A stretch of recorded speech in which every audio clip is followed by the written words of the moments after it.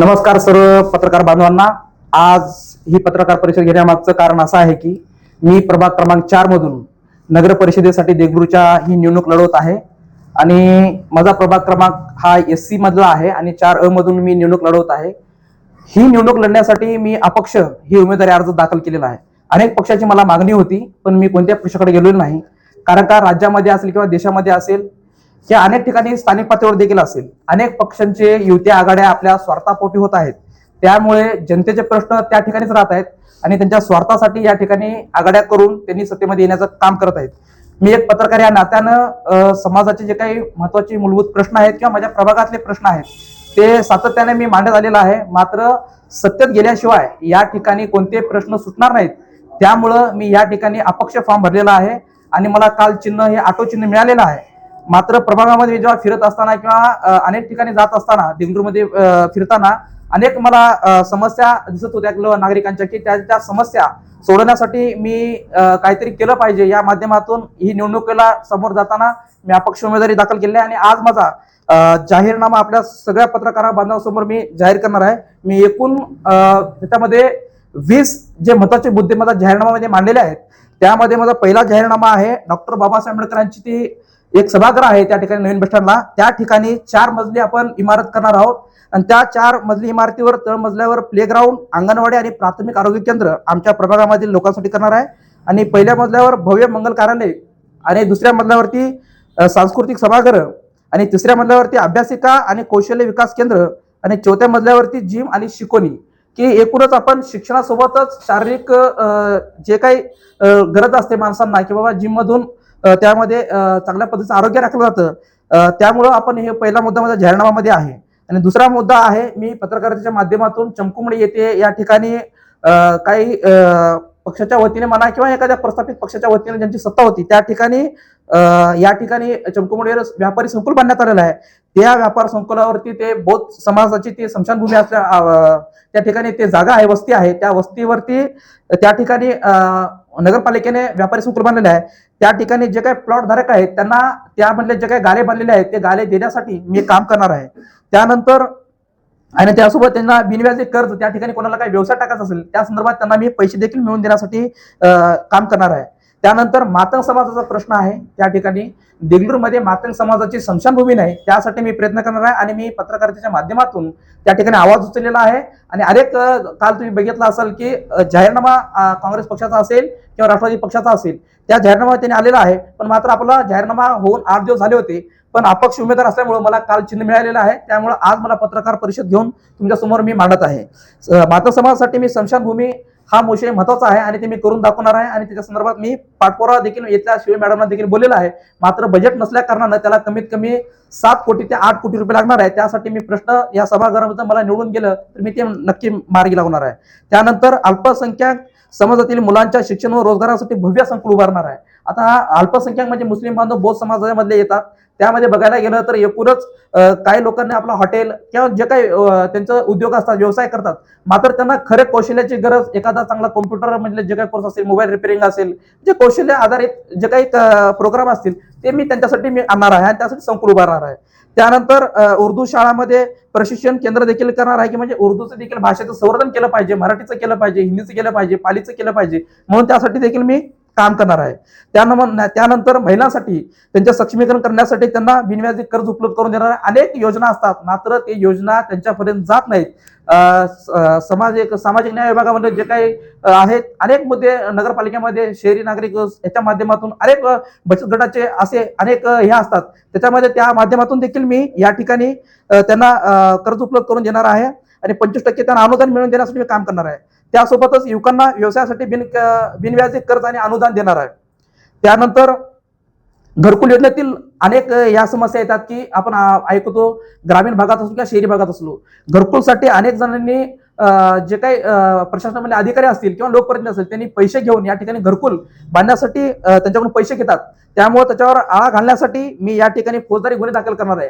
समजा मी जर निवडून आलो तर माझ्या प्रभागामधील कोणाकोणी लाच घेता कामा नये, त्यासाठी मी काम करणार आहे।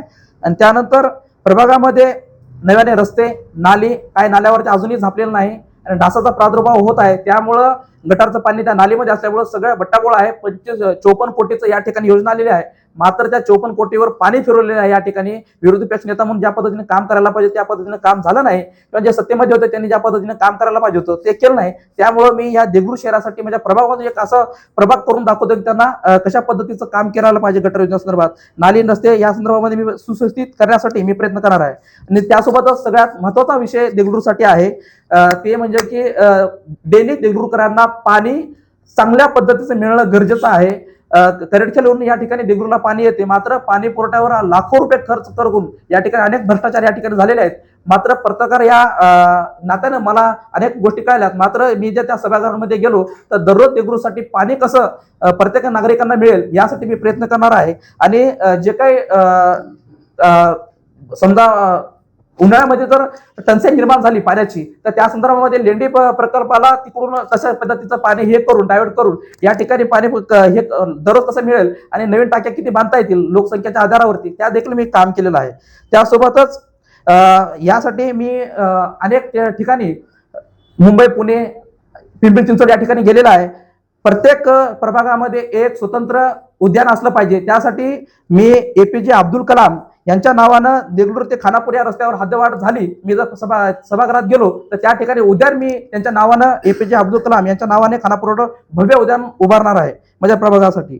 आणि माझ्या प्रभागामध्ये देशी दारूचे जे काही बार आहेत त्याचं उच्चाटन करून त्यांना स्थानांतरित करण्यासाठी मी विनंती करणार आहे. त्यांना दुसरीकडे स्थान देऊन ते जरी परवानधारक असले तरी त्यांना कुठंतरी त्या प्रभागाच्या बाहेर त्यांना कुठेतरी जागा देण्यात यावी, त्यासाठी मी काम करणार आहे. त्यानंतर कंत्राटी पद्धतीने नगर परिषदेमध्ये काम करणारा स्वच्छता कर्मचाऱ्यांना कायम नियुक्ती देणार आहे. जे कंत्राटी पद्धतीने काम करणार आहे त्यांच्यासाठी मी काम करणार आहे. तसेच अनुकंपा लाडपागे समितीच्या वतीने, लाडपाडे समिती म्हणजे की जे कोणत्याच्या कुटुंबामध्ये एक्सपायर झाले असेल किंवा त्यांना नोकरीला घ्यायचं असेल त्या पद्धतीच्या शिफारशीनुसार मी त्यांना लागू करणार आहे. आणि त्यासोबत प्रभागातील विद्यार्थ्यांना व शाळांना जाण्यासाठी मोफत सार्वजनिक बस करणार आहे. आता आपण बघतो की अनेक अपघात होत आहेत. ऑटोचा या ठिकाणी मोठ्या प्रमाणात आणि भरभरून मुलांना शाळेमध्ये घेऊन जात आहे. मात्र इथल्या महामंडळाच्या वतीने आणि कॉलेज आणि जे काही शाळा आहेत त्यांच्या माध्यमातून अंतर्गत त्यांच्या ह्याच्याने त्यामध्ये एक आपण बस सुरू करणार आहोत. आणि शाळेला साधना शाळा असेल, मान्यता शाळा असेल, देगलूर कॉलेज असेल, या ज्या ठिकाणी त्या बसमधले जे काही विद्यार्थी आहेत त्यांना जाण्यासाठी आपण त्याची व्यवस्था करणार आहोत. त्यासोबतच प्रभागामध्ये 21 वर्ष असलेल्या निवडक मुलींच्या लग्नासाठी मी 21,000 रुपये त्यांना देणार आहे लग्नासाठी. तर हे देखील मी काम करणार आहे त्यासाठी. आणि माझं एक ऑफिस करणार आहे जनसंपर्क कार्यालय. त्या जनसंपर्क कार्यालयाच्या माध्यमातून जे लोकांना तहसीलमधले काम असतील, पोलीस स्टेशनमध्ये असतील किंवा रुग्णालयामधले काम, जे काही मूलभूत गरजा जे काही लागत असतील त्यांना, त्यासाठी मी जनसंपर्क कार्यालय ओपन करून त्यांचे प्रश्न सोडवणार आहे. आणि दर महिन्याला मी जनता दरबार, त्या लोकांचे जे प्रश्न जर सुटत नसतील जनता दरबार घेऊन त्यांचे तात्काळ त्याच जागेवरती त्याच कार्यालयाच्या माध्यमातून मी त्यांचे प्रश्न सोडवणार आहे. त्यानंतर प्रभागातील 10वी 12वी सायन्सच्या विद्यार्थ्यांसाठी मोफत दर्जेदार क्लासेस घेणार आहे, जेणेकरून तुम्हाला नांदेड मुंबईला कुठं जायची गरज पडणार नाही. जे कोणी मुलं असतील जे त्यांची परिस्थिती नाही त्या मुलांसाठी मी 10वी 12वीचे मॅथ क्लासेससाठी मी देखील त्यांच्यासाठी काम करणार आहे आणि त्यांना उपलब्ध करून देणार आहे. आणि काही जणांना गरीब असतील आणि चांगल्या पद्धतीने मार्क घेतले असेल त्यांच्यासाठी शिष्यवृत्ती देखील देण्याचं मी काम करणार आहे. त्यासोबत वर्षातून एकदा जे काही निवडक कुटुंब आहेत त्यांना बुद्धगयाला जाण्यासाठी, त्यांना यात्रेसाठी मी त्यांना पाठवणार आहे. हाजी अली यात्रेसाठी आणि बोधगया यात्रेसाठी मी त्यांना पाठवणार आहे निवडक कुटुंबांना. आणि प्रभागातील प्रश्न समस्या सोडवण्यासाठी एक समिती देखील मी त्या ठिकाणी कचऱ्या संदर्भात एक समिती बनवणार आहे. त्यांच्या ज्या काही अडचणी आहेत ते कशा पद्धतीने अडचणी सोडल्या पाहिजेत, त्यामध्ये महिला असतील, युवक असतील, जे वयस्कर असतील, त्या सगळ्यांना घेऊन मी एक समिती करणार आहे. त्या माध्यमातून माझ्या प्रभागातले जे काही अडचणी असतील ते दूर करण्यासाठी मी काम करणार आहे. सोबतच एक पत्रकार या नात्याने एक महत्वाचा प्रश्न आहे. अनेक वर्षापासून पत्रकारची मागणी होती की पत्रकार भवन होणं गरजेचं आहे आणि स्वतंत्र पत्रकाराचा स्वतंत्र आपल्याला एक भव्य इमारत असली पाहिजे. मी मुंबई पुण्याला गेल्याच्या नंतर त्या ठिकाणी पत्रकारांना आल्याच्या नंतर समजा पण एखादा बाहेरून व्यक्ती आला पत्रकार या ठिकाणी, त्यांना जर राहायची अडचण आली तर आपल्या पत्रकार भवन असलं पाहिजे. आणि त्या ठिकाणी सगळ्या आमचे जे काही देगलूर मधले पत्रकार आहेत त्यांच्या सगळ्यांचे पेपर त्या ऑफिसमध्ये आले पाहिजे. त्या ठिकाणी एक टीव्ही असली पाहिजे, LED, त्या ठिकाणी बसण्यासाठी सुसज्ज असं जागा असली पाहिजे आणि मोठी जागा असली पाहिजे. त्यासाठी मी काम करणार आहे. अनेक जणांनी निवेदन दिलेले आहेत, मात्र मी पत्रकार या नात्याने या प्रतिनिधी म्हणून या पत्रकारांना ते काय तर देणं आहे आणि मी स्वतः पत्रकार आहे, त्यामुळे येणाऱ्या ह्याच्यामध्ये मी देखील काम करणार आहे पत्रकारांसाठी. म्हणून ही निवडणुकीला समोर जात आहे. आणि शेवटचा मुद्दा याच्यामध्ये आहे की डास मोठ्या प्रमाणात दुर्गंधी होत असल्या कारणाने डासाचा परिणाम मोठ्या प्रमाणात माझ्या प्रभागात आहे किंवा दुसऱ्या देगलूरमध्ये आहे. त्यासाठी जे काही मशीन लागतं त्यासाठी धुराची ते देखील मी करणार आहे. आणि एकूणच हे सर्व मुद्दे घेऊन आज मी या निवडणुकीला सामोरे जात आहे. आणि ह्या निवडणुकीला मला अपेक्षा आहे की लोकांचे अनेक प्रश्न होते, मी त्यांना समजून घेतलेले आहे. आणि येणारी निवडणूक मी मोठ्या ताकदीनेही लढणार आहे. आणि कोणत्याही पक्षाचा विचार न करता फक्त मी एक मतदान या ठिकाणी मागणार आहे आणि या ठिकाणी परिवर्तन करून दाखवणार आहे. तुम्हाला काय विचार झाला तुम्ही प्रश्न असा 21 वर्षाच्या मुलींना 21,000 रुपये देणं असे जे आपण घोषणा केलेली आहे, तर त्याच्यासाठी फंड कुठे येईल? आता बघा, फंड कसं येईल, अनेक योजना आहेत. त्या ठिकाणी मी जेव्हा निवडून आलो तर त्यावेळेस कशा पद्धतीने जे त्याच्यामध्ये एक निवडक शब्द आहे की ज्याची परिस्थिती नाही, त्या ठिकाणी निवडक कुटुंब म्हणजे की त्यांना त्या कशा पद्धतीने लाभ होईल, त्यांचा जे काही खर्च असतो त्याच्यामध्ये त्यांचा बस्ता असेल, त्यासाठी मी त्यांची व्यवस्था करणार आहे. त्याच्यामध्ये अनेक योजना आहेत, त्या योजनेच्या माध्यमातून मी त्यांना मदत करण्यासाठी मी प्रयत्न करणार आहे. देगलूर नगर परिषदेच्या या निवडणुकीमध्ये तुल्यबल असे 4 पक्ष आहेत. त्यात भारतीय जनता पार्टी पक्ष, काँग्रेस पक्ष, राष्ट्रवादी अजितदादा गट आणि शिवसेना शिंदे गट, आणि आपण अपक्ष ही निवडणूक लढवत आहात. तर या एकंदरीत रणधुमाळीमध्ये आपली काय रणनीती असणार आहे? माझी रणनीती साधी सोपी आहे आणि जनतेशी आहे की बाबा, माझी आता जनसंपर्क लोकांच्या मागणीमुळे मी निवडणुकीला समोर जात आहे. आणि मी 16 तारखेला हे ऑनलाईन मी फॉर्म भरला. त्या दिवशी लोकांची अपेक्षा होती की अनेक पक्ष आले, अनेक सत्ता आले, पण जशा तशी परिस्थिती आहे. त्यामुळे ह्या निवडणुकीला समोर जाताना त्यांना आश्वासक चेहरा पाहिजे होता की बाबा हे आमचं काम करू शकते. आतापर्यंत मी अनेक वर्षापासून मी पत्रकाराच्या माध्यमातून अनेक जणांना प्रश्नांचा न्याय मिळवून द्यायचं काम केलेलं आहे. मात्र आता त्यांचा विश्वास माझ्यावरती होता की बाबा त्यांनी हे निवडणूक तुम्ही लढवावी आणि आम्ही तुमच्या सोबत आहोत, म्हणून ह्या निवडणुकीला मी सामोरं जात आहे त्यांच्या प्रश्नासाठी. पक्षामध्ये अनेक पक्षाच्या प्रमुखांनी उमेदवारांना संधी दिली आहे, आमंत्रण दिले की आमच्या पक्षातून ही निवडणूक लढवा. परंतु तुम्ही प्रसार माध्यमामध्ये कार्यरत आहात आणि आता अपक्ष ही निवडणूक लढवत आहे. पण पक्षाचं तिकीट घेऊन का तुम्ही ही निवडणूक लढवली नाही, किंवा काय वाटलं का? यामागचं कारण असं आहे, आता तुम्हाला सगळ्यांना माहिती आहे की एका पक्षाकडून निवडणूक लढवल्याच्या नंतर त्यांच्या गोष्टी हायकमांड असतात. प्रत्येकांना त्यांना एक प्रोटोकॉल असतो, त्या प्रोटोकॉलनुसार त्यांना जावं लागतं. आणि लोक कंटाळले, विकास पाहिजे, पक्ष आले भरपूर. आणि काही जणांनी आता तुम्ही बघताय, काँग्रेस असेल, बीजेपी असेल, राष्ट्रवादी असेल, कोणी या आतापर्यंत त्यांची सत्ता या ठिकाणी आली होती. मात्र मनावा तसा कोणाच्याही काळामध्ये मनावा तसा विकास झाला नाही आणि लोकांचे प्रश्न कोणतेही सुटले नाहीत आणि लोकांची नाराजगी आहे. त्यामुळं मी कोणत्याही पक्षाचा विचार न करता, मला देखील ऑफर आली होती की मला तुम्ही या पक्षाकडून थांबा, पण एखाद्या पक्षाचं लेबल लागल्याच्या नंतर तुम्हाला पक्षाचा जो प्रोटोकॉल आहे त्या पद्धतीने ऐकावं लागतं. पण आपण आतापर्यंत या पत्रकाराच्या माध्यमातून आपण मुक्तपणे पद्धतीने काम केलेलं आहे. मात्र त्याच उद्देशानं मी काय केलं की अपक्ष आपण कोणाचाही चेहरा न लावता, कोणाचे बॅनर न लावता, आपल्या एक चेहरा समोर करून, आपलं एक चिन्ह समोर करून ही निवडणूक लढवणार आहे. खरं तर सर्वांनी अपक्ष निवडणूक लढवायला पाहिजे, मात्र तसं न करता पक्षाकडून काही फंड वगैरे येत असल्यामुळे त्यांनी ह्या पद्धतीची निवडणूक लढवत आहेत. पण मी माझ्याकडे जनाधार असल्यामुळे मी निवडणूक लढवत आहे आणि जनतेसाठी निवडणूक लढवत आहे. या आता सध्याच्या परिस्थितीमध्ये 4 पक्षाचे या ठिकाणी नगराध्यक्ष पदाचे उमेदवार आहेत. आपण या ठिकाणी फक्त प्रभागाचे उमेदवार आहोत. तर तुम्ही निवडून आल्यानंतर कोणत्या पक्षाचा या ठिकाणी अध्यक्ष आल्यानंतर तुम्हाला सहकार्य करेल आणि निधीसाठी पाठपुरावा करेल असं वाटतं? हे बघा, काय असतं, मी निवडून आल्याच्या नंतर मी पत्रकारिता ह्याच्यामध्ये असल्यामुळं मला सगळे जाण आहे कशा पद्धतीने निधी खेचून आणायचा आणि कशा पद्धतीने कामं करून घ्यायची हे मला सगळं माहिती आहे.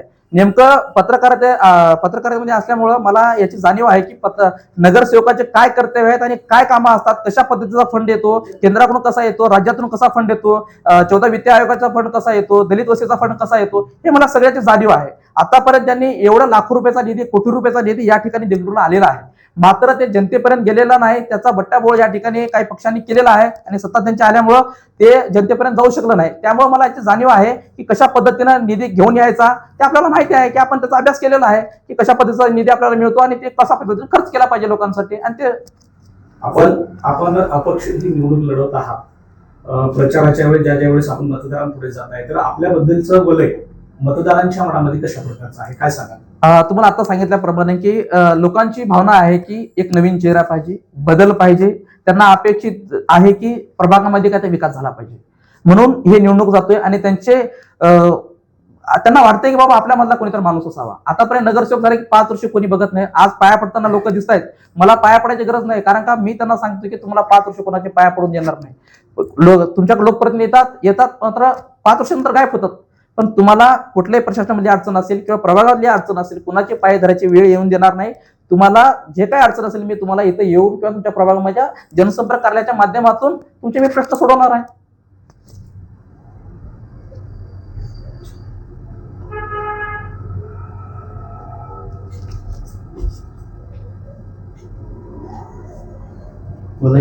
झालं तुझं काय झालं? स्टॉप कर पेटायचं स्टॉप शेवटचा मुद्दा असा बोला. लास्ट प्रश्न लोटांगण घालणारे उमेदवार दर 5 वर्षाला येतात आणि नंतर 5 वर्ष लोकांना लोटांगण घालावं लागते, तरी त्यांनी त्याच्याकडे लक्ष देत नाही. मी लोटांगण घालणाऱ्यापैकी नाही, लोकांचे लोटांगण दूर करणाऱ्यापैकी आहे असं बोलतो. ते नाही कामाविषयी आपण जर समजा त्यांनी तुम्हाला संधी दिली तर या संधीचं सोनं करण्यासाठी खरं तर जेव्हा आपण सत्तेत नसतो या ठिकाणी प्रबल दावेदार वेगवेगळ्या पक्षाचे पदाधिकारी आहेत किंवा उमेदवार आहेत असं म्हणता येईल. जर तुम्हाला संधी मिळाली एखादा मुद्दा किंवा एखादी समस्या तुमच्या बाजूने करायची असेल तर ते ठराव पास करावा लागतो. तर तसा ठराव पास करण्यासाठी तुम्ही एखादा मुद्दा मांडला तर तुमच्या बाजूने येणारा कोणता गट असू शकेल, भाजप, राष्ट्रवादी काँग्रेस, त्यानंतर काँग्रेस किंवा इतर कोण असणार आहे, तर त्यासाठी तुमची काही बाबा तेवढं तर या ठिकाणी तुम्हाला सांगल्याप्रमाणे की माझा जो जाहीरनामा आहे, मी एकूण 20 मुद्दे मांडलेले आहेत. त्या 20 मुद्द्यामध्ये तुम्ही जर बघितलं तर याच्यामध्ये कोणी याला विरोध करणार नाही. त्यामध्ये जर दुसऱ्या बाजूला बघायला गेलं तर या ठिकाणी बौद्ध आणि अल्पसंख्याकांसाठी भव्य मंगल कार्यालय, प्ले ग्राउंड आहे, या ठिकाणी मातोश्री स्मशानभूमी आहे, आरोग्य केंद्र आहे, अभ्यासिका आहे आणि जिम आहे, या ठिकाणी फिल्टर पाण्याची देखील सोय केली आहे आणि लमणी तंड्याचा विकास झालेला नाही. अशा अनेक प्रभाग आहेत त्या ठिकाणी किंवा हे आहेत की त्या ठिकाणी जसा म्हणावा तसा विकास झाला नाही. म्हणून यातला विकास करण्यासाठी हे निवडणुकीला मी समोर जात आहे आणि मला अपेक्षा आहे की आणि मला विश्वास आहे मला या प्रभागातली जनता 100% निवडून देतील. या प्रस्थापित पक्षाच्या विरोधामध्ये मी उभा ठाकलेला आहे आणि त्यांच्यासाठीच मी या जनतेसाठी निवडणूक लढवत आहे आणि मला विश्वास आहे की या ठिकाणी मला मतदान चांगल्या पद्धतीने होणार आहे, मग प्रचंड मतांनी निवडून येणार आहे. चकोडी भागामध्ये आपण मागच्या वेळी एक व्हिडिओ बनवून शेअर केले होते, ते नेमकं मुद्दा काय? नेमका मुद्दा असा होता की हरिजन वस्ती म्हणजे पहिलेचे हरिजन म्हणजे की आताचे बौद्ध आहेत त्या लोकांच्या आमच्या बौद्ध समाजाची ती वस्ती आहे. त्या वस्तीवरती अनेक प्लॉट धारकांना त्या ठिकाणी जागा देण्यात येणार होती. मात्र ती जागा न देता त्या ठिकाणी ठराव घेऊन त्यावेळेचे नगराध्यक्ष आणि ज्या कोणी नगरसेवक होते त्यांनी संगनमताने तिथली जागा हडपण्याचं काम केलेलं होतं. आता मात्र ते म्हणत आहे त्या ठिकाणी समाजाला आम्ही त्या ठिकाणी गाले देत आहोत. मात्र ते बांधायलाच नाही पाहिजे होतं, ते प्लॉट धारकांना द्यायला पाहिजे होतं. त्या ठिकाणी बांधल्याच्या नंतर त्यांनी म्हणत आहेत. मात्र मी ते प्रकरण जसंही उचललं त्यानंतर त्यांना असं वाटलं की बाबा आता आपलं काही खरं नाही. त्यामुळं ही निवडणुकीला समोर जाताना मी त्या ठिकाणी जे काही प्लॉट धारक आहेत त्यांना ते गाले देण्यात यावे त्यासाठी मी काम केलेलं आहे. आणि तसा ठरावामध्ये त्यांनी जसं केलं होतं, कमिशनरचं देखील पत्र आलं होतं आयुक्ताचं 1989 की बाबा त्या संबंधित जे कोणी बौद्ध समाजाचे पावतीधारक आहेत त्यांना ते देण्यात यावं आणि त्या पद्धतीनं कारवाईची चर्चा करण्यात यावी सांगण्यात आलं होतं. कमिशनरचं पत्र होतं, त्या संदर्भात ते दिले नाही. त्यामुळं हे प्रकरण मी समोर आणलेलं आहे. आता त्या प्रकरणावरती ठीक आहे कोणाच्या माध्यम का असणार, पण ते त्यांना न्याय मिळवून देण्यासाठी मी काम केलेलं आहे आणि करत राहणार आहे. तुमच्या वचननाम्यामध्ये आहे 100% आहे. मी तिथं तुम्हाला 2 नंबरलाच आहे माझं. त्याच्यामध्ये मी सांगितलेलं आहे की या ठिकाणी मजले त्याच्यामध्ये करणार आहे आणि त्यांना गाले त्यांना देणार आहे जे प्लॉट धारक आहेत.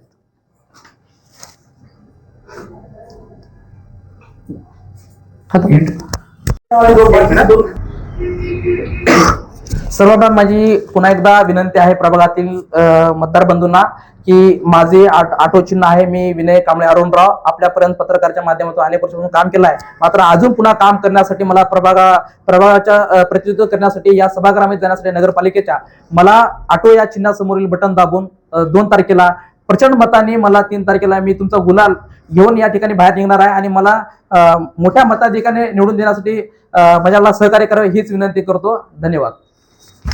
ओके.